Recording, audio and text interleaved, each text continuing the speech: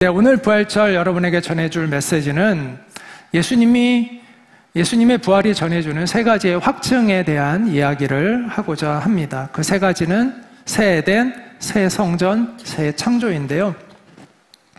역사학자이며 신학자인 존 웨일은 이렇게 이야기를 했습니다. 부활신앙은 기독교 신앙의 부록이 아니다. 그것이 바로 기독교 신앙 핵심이다 라고 이야기를 했습니다. 자, 기독교 신앙에서 가장 중요한 것은 부활입니다. 물론 십자가가 중요하지만 부활이 없다면 십자가는 의로운 한 위인의 억울한 죽음에 불과한 것이죠. 부활이 있기 때문에 십자가에서 죽으신 예수 그리스도가 우리의 죄를 구속해주는 구원자라는 것이 증명이 될 수가 있는 것입니다. 그래서 사도 바울은 그것을 명확히 했습니다. 만약 예수님이 다시 살아나지 못하셨다면 우리가 전하는 것도 다 거짓말이고 우리의 믿음도 헛된 믿음이라고 이렇게 이야기를 했습니다. 이렇게 사도 바울이 담대히 말할 수 있는 이유는 무엇일까요? 그것은 부활이 확실하기 때문입니다. 그 부활이 우리에게 주는 의미가 실로 엄청나기 때문입니다.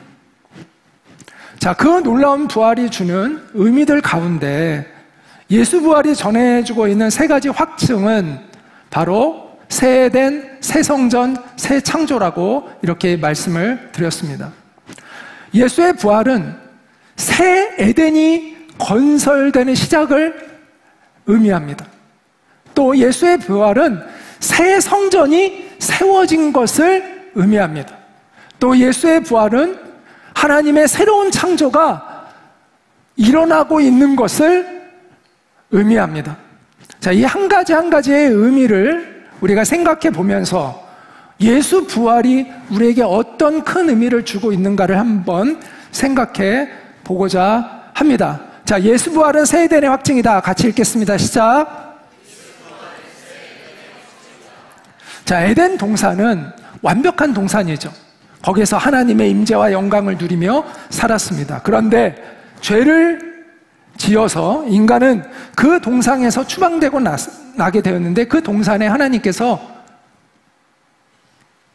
생명나무로 가는 길을 천사의 불칼로 지키게 하셨어요. 다시 말해서 선악과를 따먹어서 죄를 지은 타락한 인간이 생명나무를 먹지 못하도록 하나님께서 그 생명나무로 가는 길을 불칼로 지키셨다고 성경은 이야기를 하고 있습니다.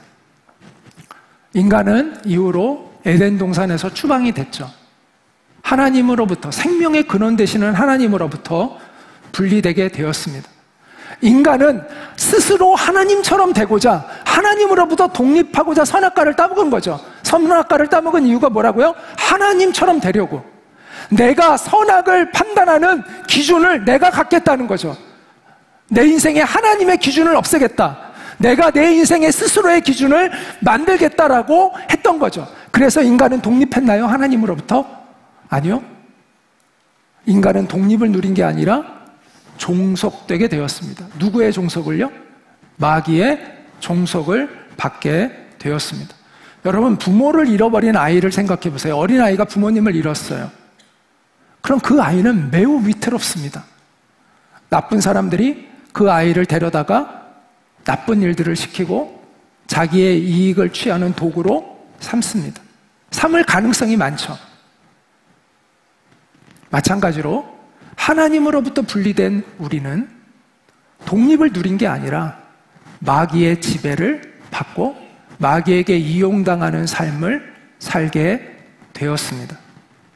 그래서 하나님이 입혀주신 그 존귀한 영광을 잃어버리고 비루하고 비천한 삶을 살게 되었고 허무와 죽음을 맞이하게 되었습니다. 예수님의 십자가와 부활은 인류의 역사의 새로운 전환점이 되었습니다. 그러한 우리의 운명을 바꿔주는 새로운 전환점이 되었습니다. 그래서 저는 이렇게 생각이 들었어요. 예수의 부활은 생명의 핵폭탄과 같았다라는 것이죠. 하나님 나라에 속한 생명의 권세가 이 인류의 역사 안으로 침투해 들어와서 사탄의 나라에 속한 사망의 권세를 일시에 무너뜨려버린 사건, 이게 바로 부활이다라고 이야기할 수가 있습니다. 이후로 우리는 예수님을 통해서 하나님 나라 백성의 자유를 다시 회복하게 된 것입니다. 이것은 아까 이야기했던 에덴 동산에 있는 그 불칼이 치워지고 이제 우리가 생명나무로 다시 가게 되었다라는 것을 의미합니다. 이것은 다른 말로 얘기하면 불칼이 치워지고 생명나무가 이 땅으로, 우리의 세상으로 이 생명나무가 옮겨진 것이다라고도 말할 수 있습니다. 물론 우리의 눈에는 보이지 않지만 영적으로는 생명나무가 우리의 이 땅에, 우리가 살아가는 이 세상에 영적으로는 심겨진 것이다 라고 이야기할 수가 있습니다. 새 에덴이 이 땅에 건설되기 시작했다는 거예요. 그래서 요한계시록에 보면 이 새 에덴에 대해서 뭐라고 표현하고 있냐면 새 하늘과 새 땅, 새 예루살렘이라는 것을 표현하고 있습니다. 우리 같이 한번, 창세기가 시작이죠. 성경의 맨 마지막이 요한계시록이죠. 요한계시록 21장에 이렇게 이야기를 합니다. 같이 읽겠습니다. 시작. 나는 새 하늘과 새 땅을 보았습니다. 이전의 하늘과 이전의 땅이 사라지고 바다도 없어졌습니다. 나는 또 거룩한 도성 새 예루살렘이 남편을 위하여 단장한 신부와 같이 차리고 하나님께로부터 하늘에서 내려오는 것을 보았습니다. 자, 새 에덴, 새 하늘과 새 땅, 새 예루살렘이 같은 맥락 안에 있다라는 것이죠. 그런데 재미있는 게 이 요한계시록 22장에 이 새 하늘과 새 땅에 무엇이 있느냐를 알려주느냐 하면 바로 생명나무가 있다고 알려줍니다. 창세기에 나오는 그 생명나무가 요한계시록에 그 새하늘과 새 땅에 다시 등장하고 있는 것을 보게 됩니다. 하나님의 나라가, 제가 계속 하나님 나라에 대한 강의를 시리즈로 했죠. 하나님의 나라가 이 땅에 임했습니다. 생명나무가 이 땅에 심겼습니다. 새 에덴의 건설이 이 땅에 시작되었습니다. 물론 눈으로 보이는 것이 아니죠. 그러나 주님이 다시 오시는 그날, 눈으로 보이는 그 실체가 지금은 감추어져 있지만 우리의 눈에 완성된 실체가 보이게 될 것이라고 성경은 말씀하고 있습니다. 그것이 부활이 우리에게 약속해주고 있는 거예요. 우리는 그 약속의 소망 위에 서야 합니다. 이미 임한 하나님의 나라를 우리는 누리며 살아야 합니다. 하나님의 나라는 죽어서 누리는 게 아니라고 말씀드렸죠. 이미 임한 하나님의 나라를 우리는 이 땅에서부터 살아야 합니다.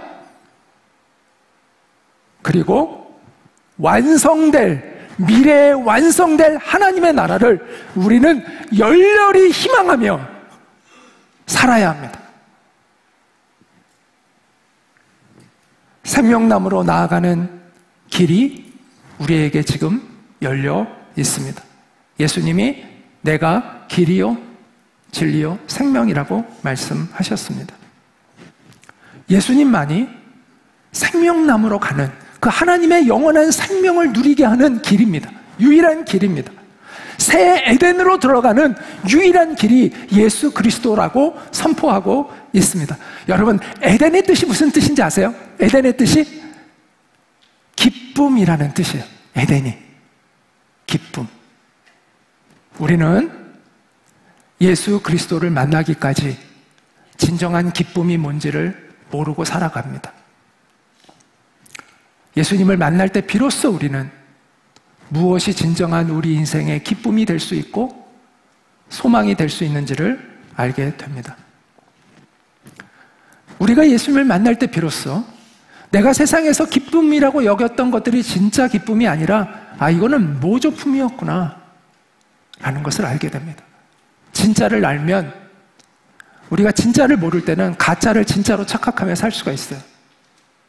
근데 진짜를 알게 되면 비로소 그때 가짜가 무엇인지를 알게 됩니다. 마찬가지로 우리가 예수 그리스도 안에 있는 그 진정한 기쁨을 누릴 때 비로소 우리가 이 세상에서 기쁨으로 여겼던 것들은 모조품에 불과한 기쁨이었구나라는 것을 깨닫게 됩니다. 예수님으로 인해서 그 하나님의 사랑을 누리게 될 때 우리는 진정한 내 영혼이 찾고 있었던 그 만족과 기쁨이 무엇인지를 비로소 알게 됩니다. 그 기쁨이 여러분 안에 충만하기를 축복합니다.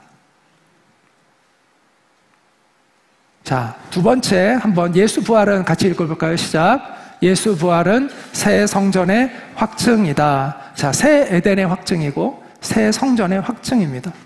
자, 우리가 에덴에서 쫓겨났어요. 자, 그 이후에 하나님께서 에덴에 있었던 그 하나님의 영광을 조금이라도 우리가 맛볼 수 있도록 해주신 공간이 바로 성전입니다. 모세의 성막에서 출발해서 솔로몬의 성전이 지어지게 되죠. 그래서 에덴은 성전의 원형이고 이 건물로 지어진 솔로몬의 성전은 에덴의 축소된 모형이다라고 이야기할 수가 있습니다. 에덴 동산은요, 굉장히 광활한 지역이었어요. 4개의 강이 흐르는, 4개의 큰 강이 흐르는 굉장히 광활한 지역이었고 에덴 동산 자체가 거대한 성전이었어요. 에덴 동산은 어디를 있든지 거기서 하나님의 영광과 하나님의 빛을 볼 수 있는 곳이었어요. 이 에덴 동산 자체가, 이 넓은 광활한 지역 자체가 하나의 거대한 성전과 같았어요. 그러나 나중에 인간은 타락한 이후에 인간이 이 동산에서 쫓겨나고 나서 한참 후에 하나님께서 솔로몬 성전을 허락하시죠. 거기에는 성소라는 공간이 있어요. 길이가 30m, 넓이는 약 10m에 불과한 아주 좁은 공간이에요. 여기에 하나님의 영광과 임재가 있었어요. 자, 에덴 동산과 이 솔로몬의 공통점은 뭐냐면 하나님의 영광과 임재가 있다는 것이지만 본질적으로는 엄청난 차이가 있죠. 일단 규모 자체가 비교가 안 돼요. 규모 자체가. 그리고 질적으로도 큰 차이가 있어요. 이 성전 안에서는요, 매우 제한된 사람들이, 소위 말해서 제사장과 제사장 그룹들만이 이 성소 안으로 들어갈 수 있었고, 그것도 아무 때나 들어갈 수 있는 게, 아무렇게나 들어갈 수 있는 게 아니라 특정한 의식을 통해서만 들어갈 수 있었고, 그것도 저 안에 보면, 성소 안에 보면 뒤에, 맨 뒤에 이렇게 날개가 이렇게 있는 그 말 같은 거에 이렇게 날개가 이렇게 있잖아요, 짐승이. 그리고 거기에 중간에 언약궤가 있잖아요. 이 장소를 지성소라고 해요. 지극히 거룩한 성소. 여기는요, 1년에 단 하루, 그것도 대제사장이 1년에 단 하루만 들어갈 수 있는 그러한 곳이었어요. 그러니까 에덴 동산은 자유롭게 하나님의 영광을 누리는 곳이었다면 이 솔로몬 성전은 매우 제한되게 그렇게 하나님의 영광을 잠시 맛볼 수 있는 특정한 사람들만 그러한 공간이었다라는 것입니다. 그런 의미에서 예수님의 부활은 우리로 하여금 다시 하나님의 영광을 자유롭게 누리게 하는 그 성전으로 하나님 예수님이 우리를 초청하셨다라고 이야기할 수가 있습니다. 이제 제한 없이 누구든지 예수 그리스도의 영을 모신 사람은 누구나 그가 살아가는 모든 곳에서 하나님의 임재와 하나님의 영광을 누릴 수 있는 새로운 차원의 시대가 열렸다. 이게 예수님의 부활이 우리에게 주고 있는 약속이에요. 예수님이 예루살렘 성전에 있는 장사꾼들을 쫓아내셨습니다. 그때 이 장사꾼들로부터 뒷돈을 챙기고 있었던 것으로 여겨지는 유대인들이 예수님께 이렇게 항의합니다. 무슨 권리로 당신이 이런 일을 하시오? 당신에게 그런 권리가 있다는 걸 증명해 보시오! 라고 이야기를 했어요. 그때 예수님이 뭐라고 말씀하셨는지 아세요? 이 성전을 너희가 헐어라. 내가 3일 만에 다시 세우겠다 라고 하셨어요. 그런데 이 말씀이 예수님이 죽으시고 3일 만에 부활하신 것을 얘기하셨던 것이라고 이 요한복음을 쓴 예수님의 제자 요한이 그렇게 설명해 주고 있어요. 부활은 옛 성전을 허물고 새 성전을 세우는 사건이었던 것입니다. 예수님의 말씀대로 예루살렘 성전은 실제로 무너집니다. AD 70년에 로마의 티투스 장군에 의해서 이스라엘의 반란군을 진압하도록 로마 군대가 침입을 해서 성전을 완전히 파괴했습니다. 그리고 지금까지도 이 성전은 다시금 세워지지 못했습니다. 지금까지도 2000년이 흐른 지금도 우리는 이 성전을 볼 수가 없습니다. 자, 그렇다면 우리는 성전이 없어졌으니까 하나님의 영광과 임재를 우리는 누리는 공간을 잃어버린 걸까요? 그게 아니다는 거죠. 오히려 이 물리적인 제한된 성전이 아닌 예수님이 열어주신 새 성전이 우리에게 열렸다는 거예요. 누구든지 예수님의 이름을 의지하는 사람은 그리스도의 영이 우리 안에 오셔서 우리가 살아 움직이는 성전이 되고 우리가 살아가는 그 모든 곳에서 누구든지 하나님의 영광과 하나님의 임재를 경험할 수 있는 새로운 성전의 시대를 예수님이 열어주셨다는 거예요. 이게 바로 예수님의 부활이 우리에게 주는 놀라운 은혜다라는 것입니다. 그래서 예수님의 제자들이 오순절에 예수님이 부활하시고 하늘로 올라가시고 나서 열흘 있다가 오순절날 성령의 임재를 경험하게 됩니다. 성령은 하나님의 영, 그리스도의 영이죠. 예수님의 영이에요. 그분이 영으로 오신 것을 경험하게 됩니다. 성령님은 지금도 우리에게 오십니다. 그래서 사도 바울은 고린도전서 3장 16절과 17절에서 이렇게 말씀합니다. 같이 한번 읽겠습니다. 시작. 너희는 너희가 하나님의 성전인 것과 하나님의 성령이 너희 안에 계시는 것을 알지 못하느냐? 하나님의 성전은 거룩하니 너희도 그러하니라. 자, 예수님이 하나님의 임재로 가득한 하나님이시잖아요. 하나님이시잖아요. 그분이 그 성전이잖아요, 자체가. 그분이 우리 안에 오시면 우리도 그 성전의 영광을 입게 되는 것이죠. 그래서 우리가 어떤 특정한 장소를 가야만 하나님의 영광과 임재를 경험하는 게 아니에요. 우리가 이 예배당 안에 와야만 하나님의 임재를 경험하는 것이 아니에요. 이제 우리는 우리가 살아가는 그 모든 곳에서 내가 어디에 있든지 그곳에서 내 안에 예수 그리스도가 주인 되신다면 그 모든 곳이 성전이에요. 왜? 우리 자체가 성전이 되었기 때문입니다. 예수님이 우물가에서 물 깃는 사마리아 여인과 대화를 나누시는 것이 요한복음에 나옵니다. 그 여인이 예수님의 비범함을 알고 이렇게 얘기합니다. 아, 선생님은 예언자이신 것 같아요. 우리 조상들은 이 산에서 예배를 드렸는데, 자, 사마리아에서는 사마리아에 그 산이 있었어요.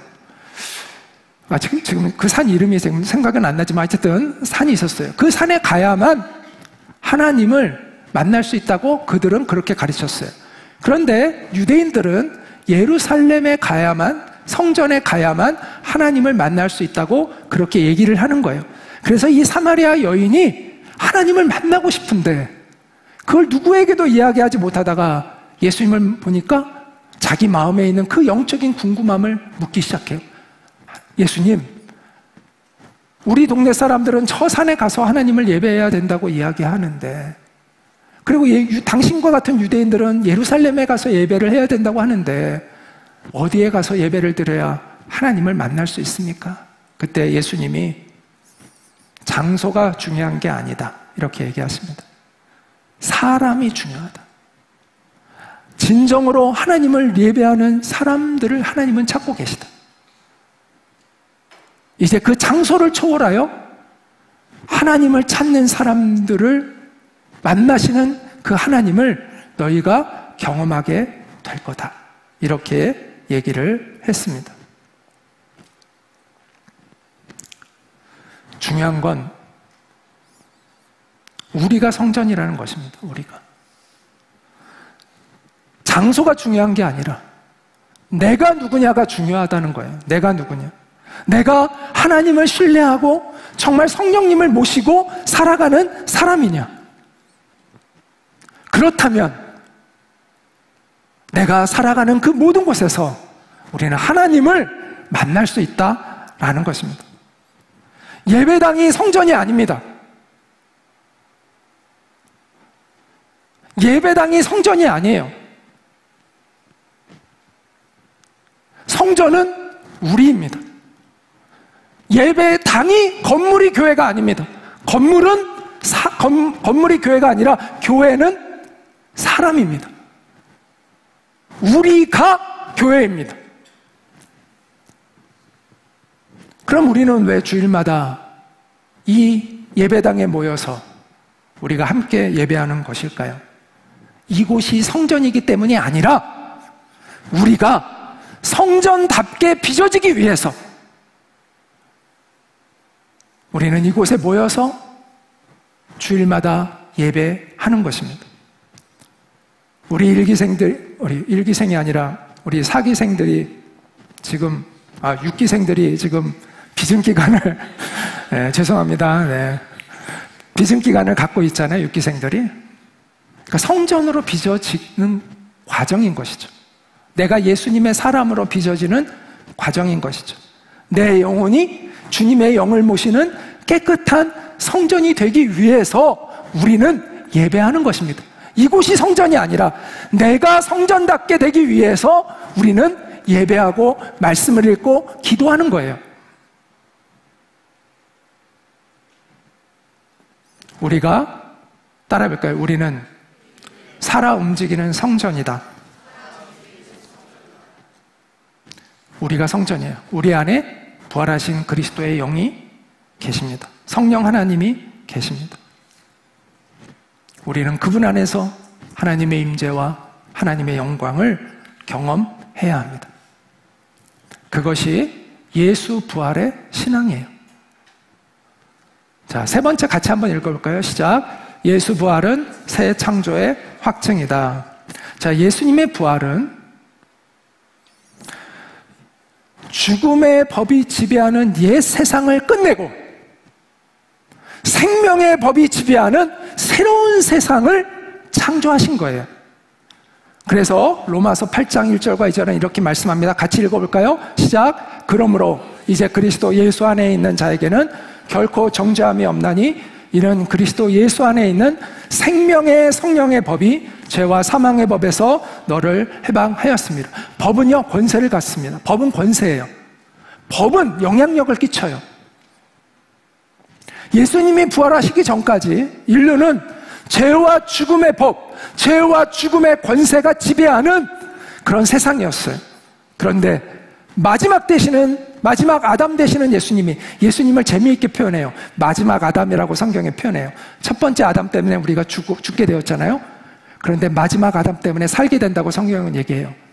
예수님이 대표자이세요. 아담은 인간의 대표자라는 뜻이거든요. 예수님은 마지막 대표자세요. 그래서 예수님이 우리 가운데 오셔서 최초로 죽음의 권세를 이겨내셨어요. 그것은 무엇을 의미하냐? 죄와 사망의 권세가 깨졌다는 거예요. 그 지배가 무력화되었다는 거예요. 생명의 성령의 법이 이 세상을 지배하는 새로운 시대가 열렸다라는 거예요. 아까 얘기했죠. 법은 강력한 힘을 갖고 있다고. 노예 제도의 법이 있을 당시에는요, 노예는요 그 신분에서 결코 벗어날 수 없었어요. 아무리 노력해도 강력한 힘을 갖고 있는 거죠, 법은. 그런데 노예가 해방되는 그 법이 만들어지는 순간 완전히 뒤바뀌죠. 새로운 세상이 펼쳐지죠. 노예들은 누구든지 자유롭게 됐어요. 이처럼 법이 바뀌면 세상이 바뀌어요. 예수 부활로 나타난 생명의 성령의 법은 세상을 새롭게 창조합니다. 인생을 새롭게 창조합니다. 운명을 새롭게 창조합니다. 공동체를 새롭게 창조합니다. 여러분, 예수님의 제자들을 한번 생각해 보세요. 그들은 어떤 사람이었죠? 남보다 더 높은 자리에 올라가려고 다투었던 사람들입니다. 남들보다 더 자신들이 많은 것을 누리고 싶어서 안달했던 그러한 사람들이었습니다. 자신의 목숨을 바쳐 충성을 맹세했던 스승도 한순간에 버리고 도망갔던 그런 비겁한 사람들이었습니다. 그런데 그런 그들이 어떻게 하루아침에 새롭게 변화될 수 있었을까요?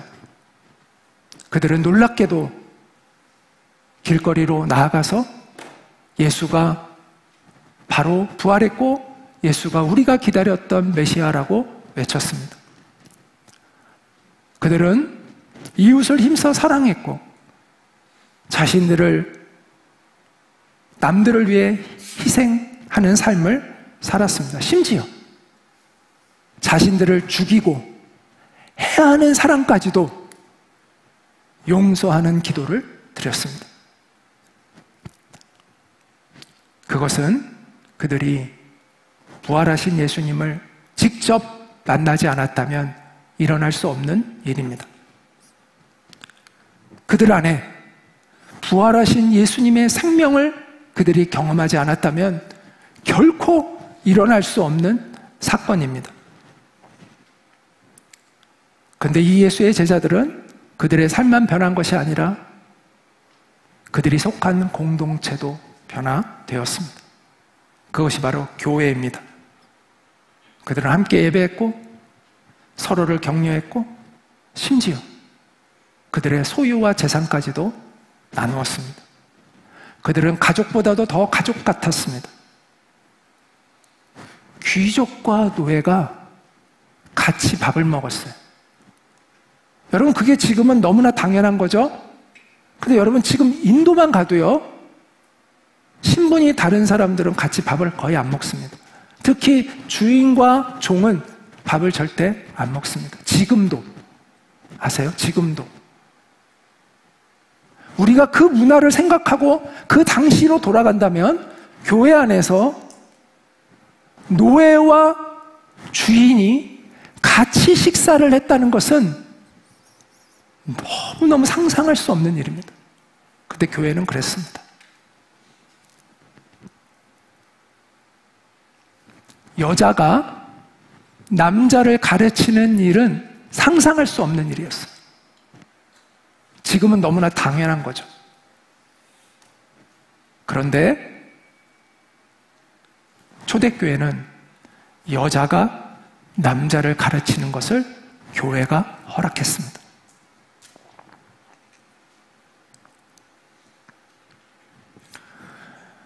당시에 유대인이라는 그룹과 유대인이 아닌 이방인이라는 이 그룹은 절대 함께 할 수 없는 그룹이에요.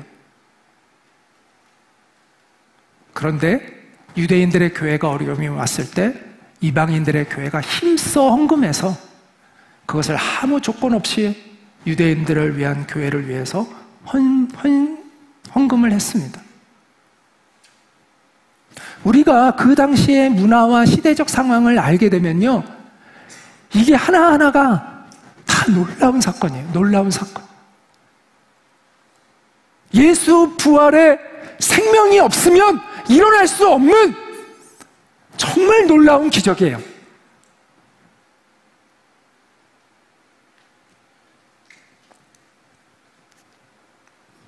그래서 예수의 부활은요, 인생을 바꿨고요, 공동체를 바꿨고요, 더 나아가서 인류의 문명을 바꿨습니다. 인류의 역사는 BC와 AD로 나누죠. Before Christ, 아노 도미니. 아노 도미니는 주님 안에서라는 뜻이에요. 예수님이 오신 이후의 시대라는 거예요. 인류의 역사는 정말 예수님이 그 가운데 계시고 예수님의 이전 세상과 예수님의 이후 세상으로 갈라집니다. 우리가 지금 누리고 있는 수많은 문명의 혜택이요, 예수님으로 인한 영향력 때문이라는 것을 알아야 합니다. 인류의 역사에 인간의 존엄성을 일깨우고 생명 존중 사상을 확대시키고 윤리의식과 시민의식을 함양해서 민주화의 시대를 연 것은 다 기독교의 공헌입니다. 이거는 모든 역사학자들이 부정하지 못하는 사실입니다. 인간은 창조주 하나님의 형상으로 지어진 존재이고, 그래서 인간은 누구나 존중받아야 하는 인격체이고, 어린아이와 여자들도 인간으로서 동등한 권리를 가지고 있다는 것은 기독교의 가르침에서 나온 것입니다. 생명의 주권자 되시는 분은 하나님이시기에 우리가 다른 사람의 생명을 해치는 것은 반인륜적인 범죄라는 것도 성경의 가르침에서 나온 것입니다. 고아와 과부와 같은 사회적인 약자를 보호하고 신분과 지위를 차별해서 억울한 재판을 해서는 안 되며, 모든 법이 만민에게 공통으로 공평하게 적용되어야 한다는 정신도 성경의 가르침에서 나온 것입니다. 하나님 앞에서 모든 만민이 평등하고 각자는 하나님 앞에서 자신의 행동에 대하여 책임을 지는 자유자이며, 비록 왕과 같은 절대 권력자라 할지라도 함부로 권력을 행사할 수 없고 공의롭고 정의롭게 권력을 행사해야 할 의무가 있다는 것도 기독교의 정신에서 나온 것입니다. 그 전에는 이런 가르침들이 없었습니다. 여러분, 정말이에요. 역사를 자세히 보세요.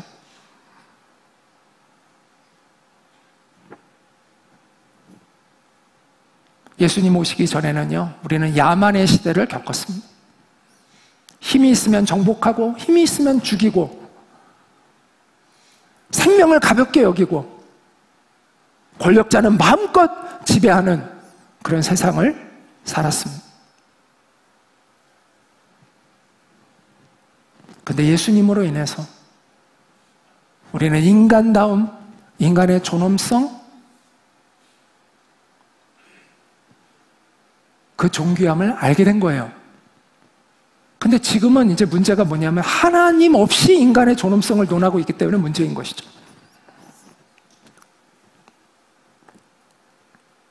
예수님의 부활은 이처럼 인류의 역사와 문명의 새로운 지평을 열었습니다. 이건 누구나 다 인정하는 것입니다. 새로운 역사를 창조했고 새로운 문명을 만들었습니다. 자, 그렇다면 지금 우리는 어떠해야 합니까? 우리는 예수님의 제자답게 부활의 생명으로 이전과는 다른 인생을 우리는 살아가고 있습니까? 우리는 부활의 생명력으로 정말 아름답고 능력 있는, 생명 있는 그 공동체를 우리는 만들어가고 있습니까?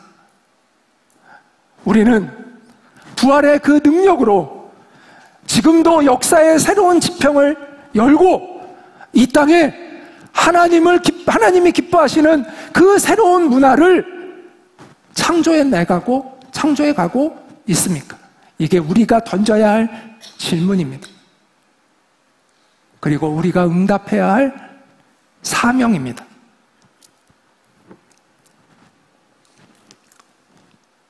지금까지 우리는 예수님의 부활이 전해주고 있는 세 가지 확증에 대해서 생각해 보았습니다. 따라해 볼까요? 새 에덴, 새 성전, 새 창조. 예수님의 부활은 생명나무가 있는 새 에덴이 우리에게 약속되어 있다는 것을 확증해 줍니다. 우리는 이제 예수님을 의지해서 그 새 에덴의 언약 안으로 들어갈 수 있게 되었습니다.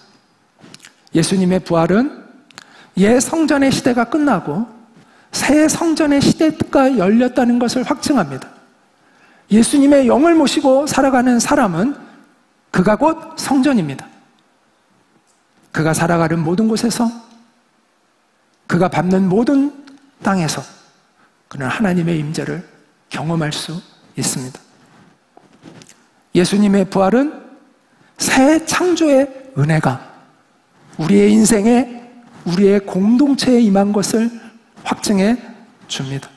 우리는 이제 죄와 사망의 권세를 이기고 생명의 권세로 인해서 새로운 인생, 새로운 공동체를 시작할 수 있습니다.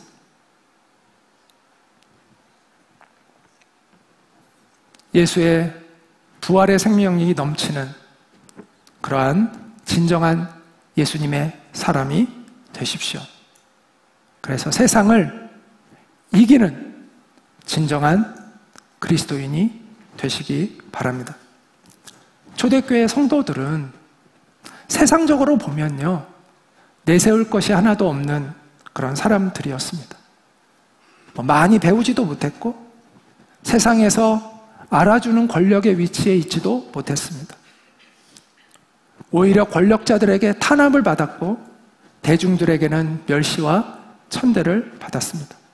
그런데도 그들이 세상을 뒤집어 놓을 수 있었던 이유는 부활하신 예수님을 그들이 실제로 만났고 목격했기 때문입니다. 그리고 그들 안에 부활하신 예수의 생명이 가득했기 때문입니다.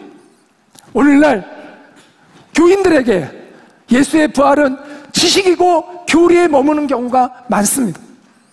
그러나 초대교회 성도들에게 있어서 예수의 부활은 지식이나 교리가 아니었습니다. 그들의 경험이었어요. 그들의 삶의 팩트였어요. 그리고 그들의 믿음을 지탱하는 뿌리였어요. 우리도 그렇게 되기를 소망합니다. 톰 라이트가 쓴 마침내 드러난 하나님의 나라라는 책에서, 여러분 우리 학교 도서관에도 그 책이 있는데 거기에 이런 말이 나옵니다. 이 세상은 제자들의 생각과 마음 속에 그저 아름다운 생각으로, 추억으로 남아있는 예수는 감당할 수 있다. 그러나 이 세상은 무덤에서 나오시는 예수님, 옛 창조의 한가운데서 하나님의 새로운 창조를 시작하시는 예수님은 이 세상이 감당할 수 없다. 세상은 우리에게 지식과 교리에 머무는 종교인이 되라고 요구합니다. 왜일까요? 그래야 우리를 감당할 수 있기 때문입니다. 그래야 우리를 조종할 수 있기 때문이에요. 그래야 우리를 지배할 수 있기 때문이에요. 그래서 우리에게 야, 너 그냥 교리로, 지식으로, 그리스도인으로 살아. 그냥 교리를 믿고 살아가는 그리스도인으로 살아. 라고 이야기합니다. 그런데 우리가 그런 종교인이 아닌 정말 예수님의 사람이 되면, 부활의 생명을 가진 예수님의 사람이 되면 세상은 우리를 감당할 수 없습니다. 세상이 제자들을 감당할 수 없었잖아요. 우리 안에 예수의 생명이 가득하면 우리는 죄에 굴복하는 인생이 아니라 죄를 이기는 인생을 살아갈 수 있습니다. 우리 안에 예수의 생명이 가득하면 우리는 죽음의 권세로 우리를 조종하려고 하는, 우리를 위협하는 세상의 권력에 굴복하지 않고 믿음의 절개를 지키고 담대하게 하나님 앞에서 살아가는 그런 용기 있는 인생을 우리는 살아갈 수 있습니다. 우리 안에 예수의 생명이 가득하면 내가 너를 부자로 만들어 줄 테니까 나를 숭배라고 말하는 만몬의 신에게 굴복하지 않고 재물의 신에게 굴복하지 않고 오직 하나님 한 분만을 경배하는 순결한 인생을 우리는 살아갈 수 있습니다. 우리 안에 예수의 부활 생명이 가득하기를 소망합니다. 그럴 때 우리는 세상을 이기는 사람이 될 것입니다. 그리고 세상 속에서 하나님의 편에 당당히 서고 하나님의 영토를 확장해 나가는 하나님 나라의 용사들이 될 것입니다. 우리가 같이 우리 잠깐 기도하겠는데요. 주님, 우리에게 이 부활의 생명이 넘치는 그런 우리가 될 수 있게 주님 도와주세요. 그래서 우리가 세상을 이길 수 있는 당당하게 하나님의 증인으로, 복음의 증인으로 살아갈 수 있는 우리가 될 수 있게 해주세요. 이 세상에 굴복하지 않고 이 세상의 문화를 이기고 하나님을 경배하는 새로운 문화를 창조해낼 수 있는 우리의 공동체가 될 수 있도록 주님 도와주세요 라고 우리 합심해서 잠시 기도하도록 하겠습니다. 기도합니다.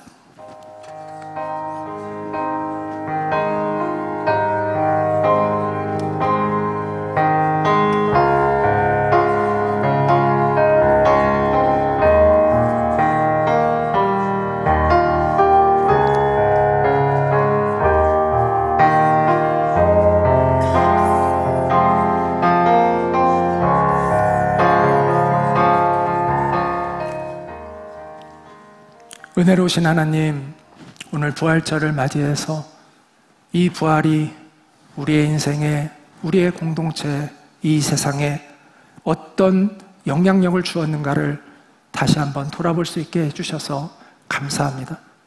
주님, 이 부활의 생명으로 우리의 인생이 새롭게 창조될 수 있게 도와주시고 이 세상을 이기는 자들로 우리가 살아가며 이 세상에 하나님의 문화를 새롭게 창조해 나갈 수 있는 우리가 될 수 있도록 도와주시기를 간절히 원하고 소망합니다.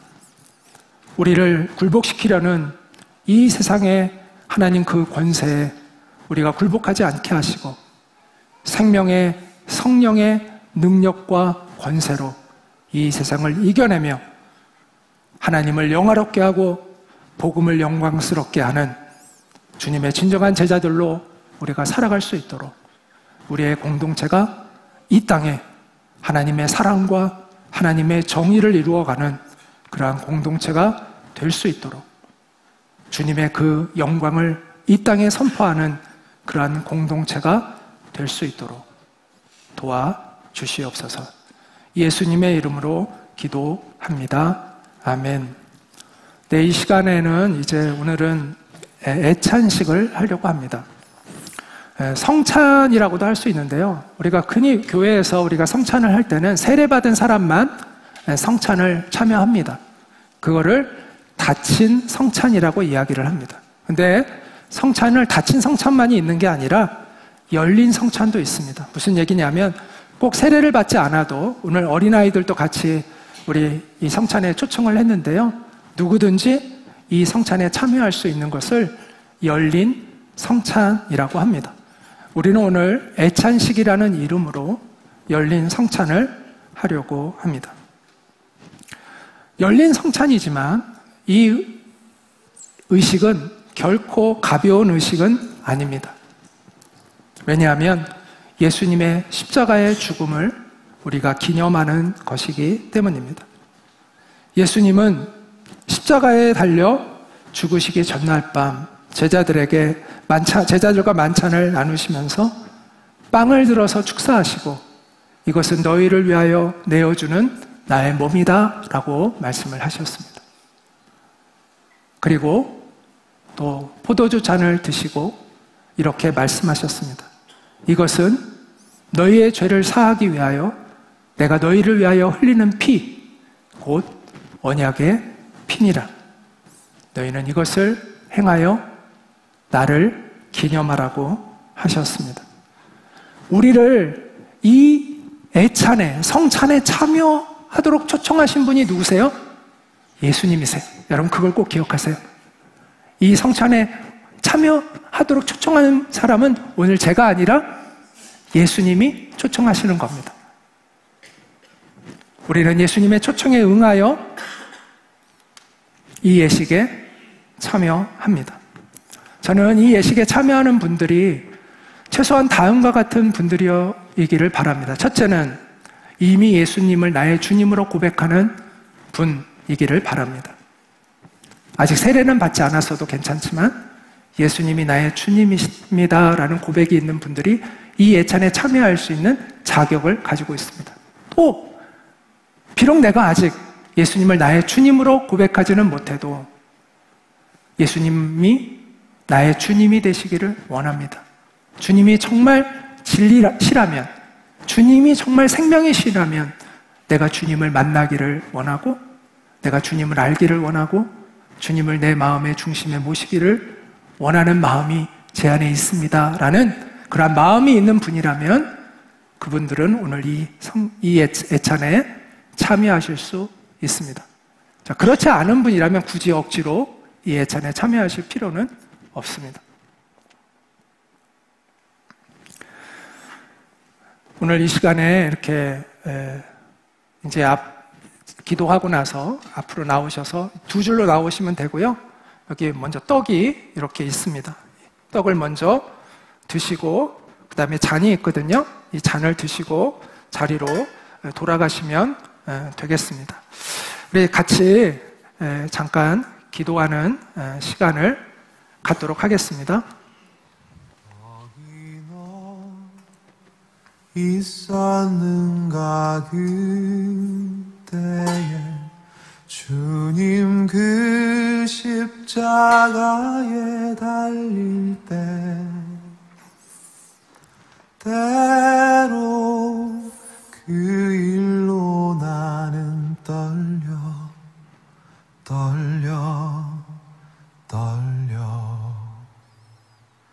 거기 너 있었는가 그때에 거기 너 있었는가 그때에 주님 그 나무 위에 달릴 때 때로 그 일로 나는 떨려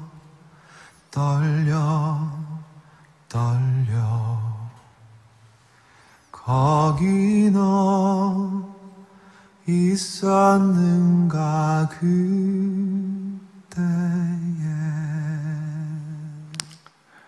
은혜로우신 하나님, 오늘 이 시간 우리가 주님의 그 십자가의 은혜를 기억하면서 우리를 위해서 못 박히시고 또 물과 피를 쏟으신 그 은혜를 기억하면서 오늘 이 성찬에 우리가 참여하고자 합니다. 우리의 마음에 다시 한번 주님을 깊이 생각할 수 있는 그 은혜를 생각할 수 있는 우리가 되게 하여 주시옵소서. 이 시간을 통해서 우리가 주님의 임재 안으로 들어갈 수 있는 시간이 될 수 있도록 하나님의 그 무한하신 사랑으로 회복되는 우리의 영혼들이 될 수 있도록 주님 도와 주시옵소서. 예수님의 이름으로 기도하옵나이다. 아멘. 네, 우리 다 같이 나오셔서 이제 한 줄로, 두 줄로 이렇게 나오셔서 양쪽으로 이렇게 성찬에 참여하시면 되겠습니다. 앞에 있는 분들부터 나오시면 좋을 것 같습니다. 네, 먼저 떡을 드시고 잔을 드시면 됩니다. 있었는가 그때에 주님 그 무덤 속에 누일 때 때로 그 일로 나는 떨려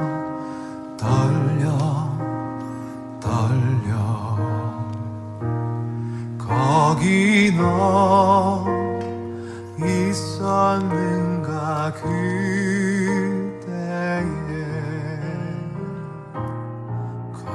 네, 성찬은 다음과 같은 의미가 있습니다. 첫째, 우리가 예수님의 사랑을 기억하는 겁니다. 예수님이 우리를 위해서 어떤 희생을 하셨는지를 우리가 기억하는 것이고요. 또 하나는 용서하는 것입니다.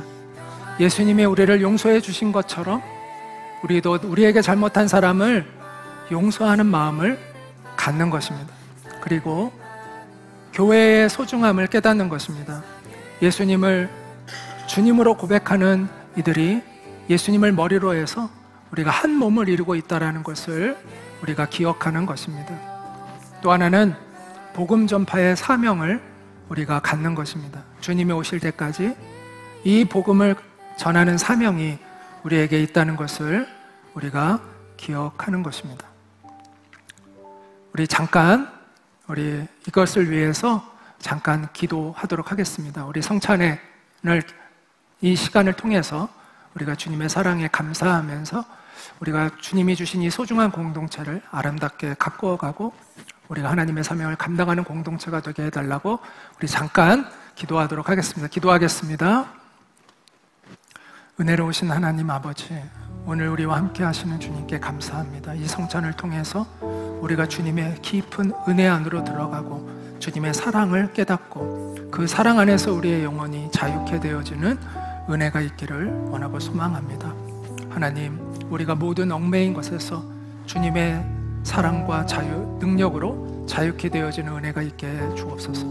그리고 우리가 다른 사람을 미워하는 것에서도 자유케 되어 용서하는 능력을 가질 수 있는 우리가 되게 하시고, 하나님이 우리에게 주신 이 소중한 공동체를 잘 가꾸어 나가며 우리가 함께 힘을 모아 땅끝까지 복음을 전할 수 있는 우리들이 될 수 있도록 은혜를 베풀어 주시옵소서. 존귀하신 주님, 우리를 이 성찬에 초청하시고 또 우리에게 믿음으로 참여할 수 있게 도와주신 주님께 감사를 드립니다. 주님의 그 십자가의 사랑으로 우리의 영혼이 자유케 되게 해주시고 우리의 마음에 참 평화를 누릴 수 있는 저희들이 되게 해 주옵소서. 그리고 이 땅에서 그 주님이 가르쳐 주신 평화를 이 땅에 전하는 평화의 사자들로 우리가 살아갈 수 있는 저희들이 될 수 있게 도와주시고 우리의 자랑 되시는 예수님을 힘있게 전할 수 있는 우리의 공동체가 될 수 있도록 도와주옵소서. 예수님의 이름으로 기도합니다. 아멘. 우리 다 함께 일어나서 마지막으로 찬양하도록 하겠습니다.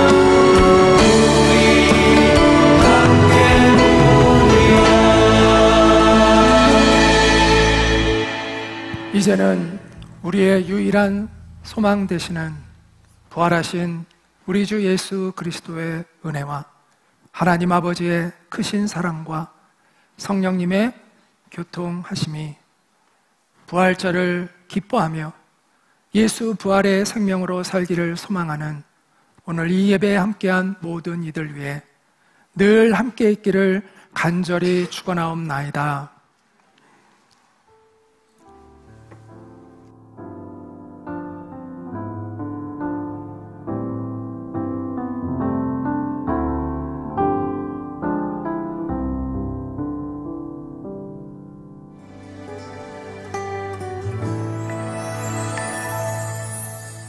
사람이 넘치기보다 사랑이 넘치는 교회